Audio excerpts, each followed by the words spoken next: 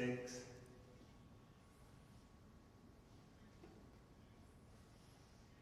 evening. I appreciate the opportunity to speak directly to the American people tonight about how we can end this shutdown and meet the needs of the American people. Sadly, much of what we heard from President Trump throughout this senseless shutdown has been full of misinformation and even malice. The president has chosen fear. We want to start with the facts.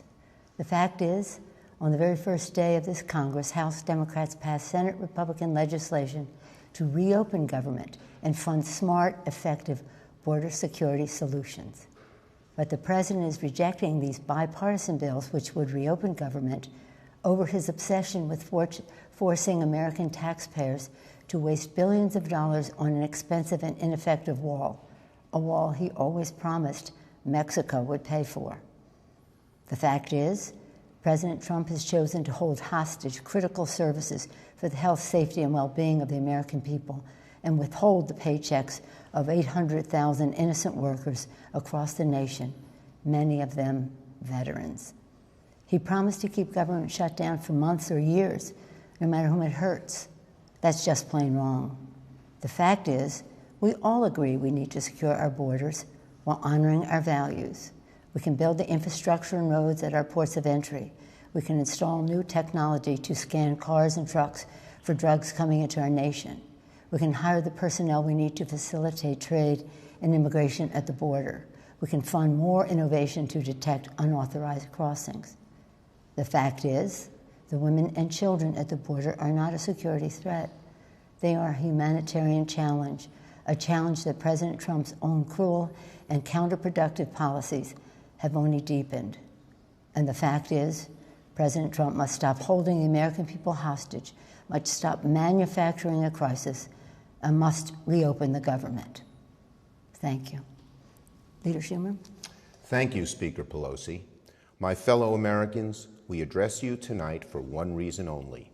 The President of the United States, having failed to get Mexico to pay for his ineffective, unnecessary border wall, and unable to convince the Congress or the American people to foot the bill, has shut down the government. American democracy doesn't work that way. We don't govern by temper tantrum. No president should pound the table and demand he gets his way, or else the government shuts down, hurting millions of Americans who are treated as leverage. Tonight, and throughout this debate and throughout his presidency, President Trump has appealed to fear, not facts, division, not unity. Make no mistake, Democrats and the president both want stronger border security. However, we sharply disagree with the president about the most effective way to do it.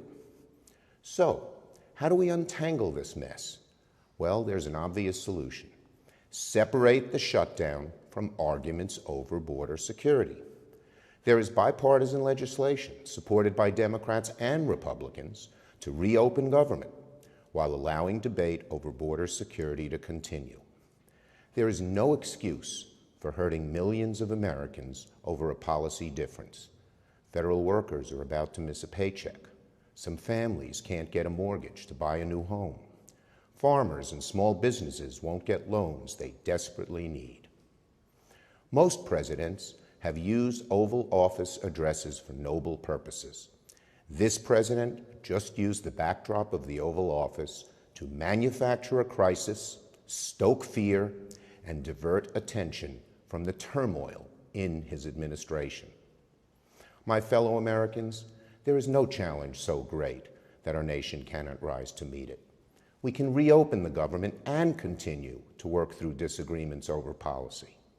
We can secure our border without an ineffective, expensive wall.